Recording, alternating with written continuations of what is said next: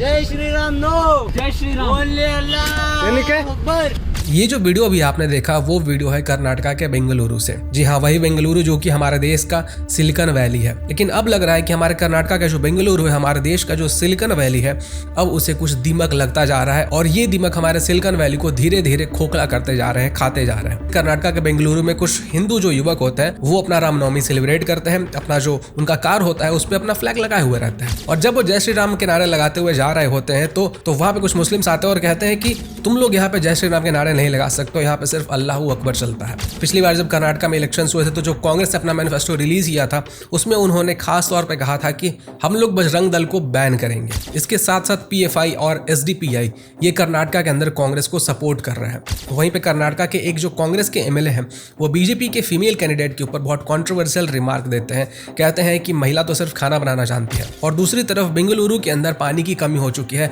लोगों को बहुत परेशानियां झेलनी पड़ रही है, लोग टॉयलेट के लिए लिटरली मॉल में जा रहे हैं। सरकार ये आदेश जारी कर रहा है कि आप लोग पानी का कम से कम इस्तेमाल करो। और इस वाटर की क्राइसिस के कारण जो टैंक माफिया है वो बेंगलुरु के अंदर सक्रिय हो चुका है। और इसी के ऊपर बीजेपी के कुछ नेताओं ने एलिगेशन लगाया था कि जो कांग्रेस पार्टी वो अपने अलायंस डीएमके को खुश करने के लिए कावेरी का जो पानी है वो तमिलनाडु में दे रही है। तो ये सब जितने भी इवेंट्स हुए हैं इसके बारे में आज हम चर्चा करेंगे कि आखिर कर्नाटका के अंदर चल क्या रहा है। एक एक करके सारे इवेंट्स के ऊपर बात करते हैं। तो सबसे पहले आते हैं हम अपने सबसे पहले वीडियो के ऊपर जो कि मैंने आपको वीडियो के स्टार्टिंग में दिखाया था। जय श्री राम। नो जय श्री राम। बोले अल्लाह अकबर। जय श्री राम। नो जय श्री राम। बोले अल्लाह अकबर।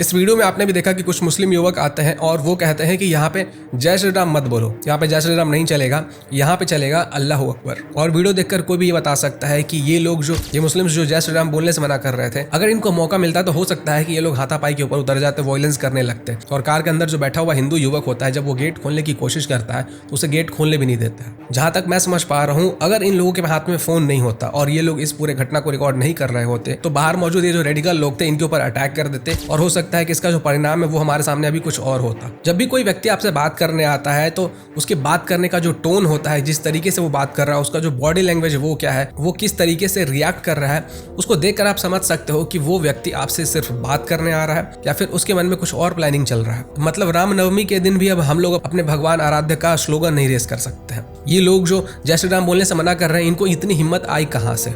कौन इनको पीछे से सपोर्ट कर रहा है जो इनको किसी भी बात का डर नहीं लग रहा है? पिछली बार जब कर्नाटका के अंदर इलेक्शन हुआ था तो कांग्रेस पार्टी ने जो अपना मैनिफेस्टो रिलीज किया था उस मैनिफेस्टो में क्लियर एंड कट लिखा हुआ था कि हम लोग बजरंग दल को बैन करेंगे। जब कर्नाटका के लोगों को और बाकी देश के लोगों को पता चला कि भाई कांग्रेस पार्टी तो बजरंग दल को बैन करना चाहती है, तब कांग्रेस पार्टी इस कदम को वापस ले लेती है। और कांग्रेस पार्टी के जीतने के बाद जब वो कर्नाटका के अंदर अपनी गवर्नमेंट फॉर्म करते हैं उसके बाद ऐसे कांड होने लगते हैं कर्नाटका के अंदर। तो इससे कोई क्या निष्कर्ष निकाल सकता है?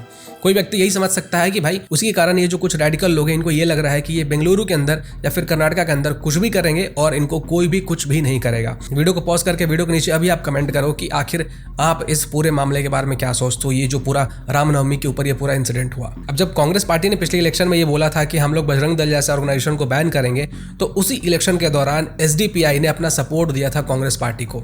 एसडीपीआई ने ये अनाउंस किया था कि वो लोग 100 सीटों के ऊपर इलेक्शन लड़ेंगे। इसके बाद इन्होंने ये अनाउंस किया कि वो लोग सिर्फ 16 असेंबली सीट के ऊपर इलेक्शन लड़ेंगे और ये सीट सिलेक्ट किए गए थे कांग्रेस को हेल्प करने के लिए ताकि कांग्रेस बीजेपी को हरा सके। अब ये जो एसडीपीआई है ये पीएफआई का ही एक पार्ट है और ऐसा नहीं है कि एसडीपीआई ने पहली बार कांग्रेस को सपोर्ट किया है, 2018 में भी ऐसा कुछ हो चुका है। पीएफआई के बारे में थोड़ा सा मैं आपको कॉन्टेक्स्ट दे देता हूं कि आखिर पीएफआई है क्या।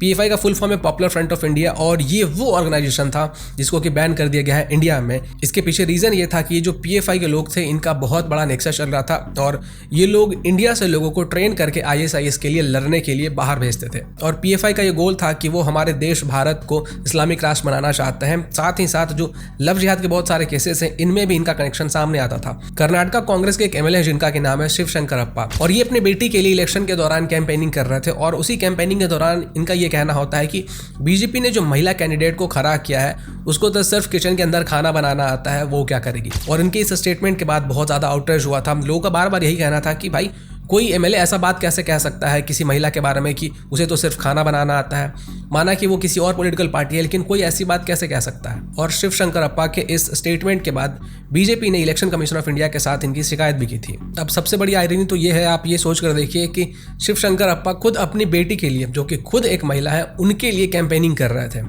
और दूसरी जो महिला है उनके ऊपर टिप्पणी कर रहे थे कि उनको तो सिर्फ किचन के अंदर खाना बनाना आता है। अब इसके बाद जो पॉइंट्स मैं आपको बताने वाला हूँ वो पॉइंट तो सबसे ज़्यादा इंपॉर्टेंट है, क्योंकि वो पॉइंट सिर्फ किसी पार्टिकुलर ग्रुप के लिए नहीं है। कर्नाटका के बेंगलुरु के अंदर पानी की बहुत ज़्यादा कमी है, और इतनी ज़्यादा कमी है कि लिटरली लोगों को मॉल जाना पड़ रहा है बाथरूम के लिए। जो वहाँ की गवर्नमेंट है उनका ये कहना है कि भाई आप लोग पानी का कम इस्तेमाल करो, क्योंकि मैंने भी अपनी पढ़ाई बेंगलुरु से की है और मेरे बहुत सारे फ्रेंड्स बेंगलुरु में रहते हैं। तो मैंने उनसे बात किया और पूछा कि भाई आखिर एक्चुअली में प्रॉब्लम क्या है, ये जो पानी की स्कैर्सिटी हो रही है, पानी का जो क्राइसिस हो रहा है, इसके बारे में क्या इन्फॉर्मेशन है तुम्हारे पास। तो आप सुनिए कि आखिर हमारी जो बातचीत थी वो क्या हुई थी। अबे बेंगलोर में पानी का सही में बहुत दिक्कत है क्या? दिक्कत तो है, लेकिन जैसे देखो महंगा हो गया है, लेकिन हमारी तरफ तो ऐसा नहीं दिक्कत है कि मिल ही नहीं रहा है। हाँ, एक दीदी लोग जी लोग एक दिन भेजे थे कि सोसाइटी वाला लोग ये रैली निकाला है, 2 BHK अभी 2 करोड़ में आधे लोग खरीदा 1 करोड़ में। तो ये सब भी समस्या है जो हम देख रहे हैं। मतलब दीदी लोग तो भेजी है।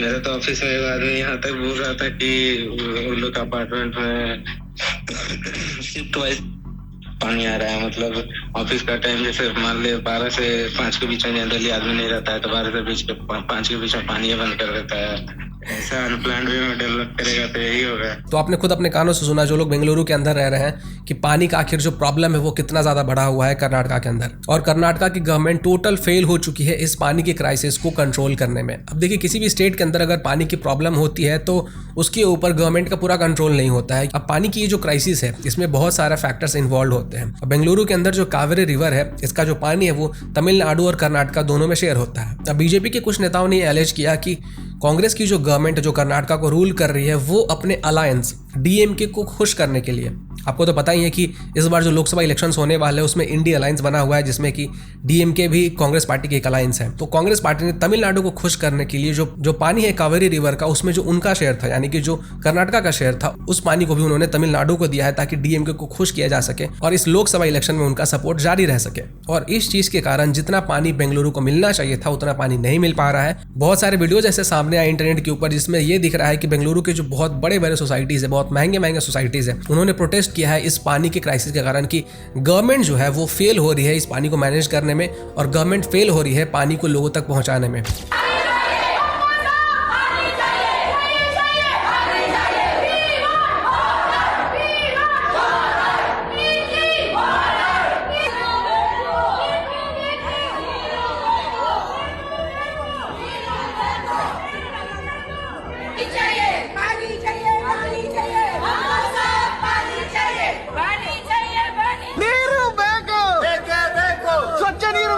अब क्योंकि ये पानी का क्राइसिस चल रहा है तो इसके चक्कर में जो टैंकर माफिया है वो भी एक्टिव हो चुका है। एक वीडियो सामने आया जिसमें एक महिला बता रही है राजदीप सरदेसाई को कि ये जो टैंकर माफिया है वो इलेक्शन के कारण मुद्दे को शांत करने के लिए वाटर सप्लाई कर रहे हैं। So right now, frankly speaking, if everyone agrees due to elections better. Okay? Due to elections better. Yes, so that they get the good vote.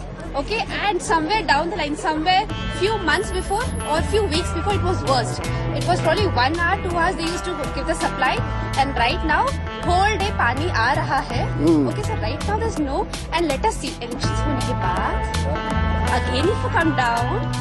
अब पानी की कमी है तो लोगों को पानी तो चाहिए ही चाहिए कहीं ना कहीं से भी। तो बहुत सारे जो टैंकर वाले हैं वो लोग किसी भी पानी का इस्तेमाल करते रहे लोगों के पास पहुंचाने के लिए। मतलब गंदा पानी है, साफ पानी है, उनको कोई मतलब नहीं हो रहा, उन्हें सिर्फ मतलब अपने पैसे कमाने से, और वो किसी भी पानी को लोगों तक पहुंचा दे रहे हैं और उनसे पैसे ले रहे हैं। और ऐसे ही एक टैंकर माफिया को इंडिया टुडे ने अपने स्टिंग ऑपरेशन में एक्सपोज किया था। लोकेश, वहाँ पे ना मैं फैक्ट्री है ले रहा हूँ इसकी मार्बल्स की, तो वहाँ पे पानी चाहिए मुझे, दे दोगे ना? है तो पानी ठीक रहेगा ना उसके लिए? हाँ, पानी सभी घर में जा रहा है पानी पूरा घर में, वो कंपनी में। आप इसको, ये बोरवेल का पानी है? बोरवेल पानी इधर है। अच्छा, इस बोरवेल से आप यहाँ से।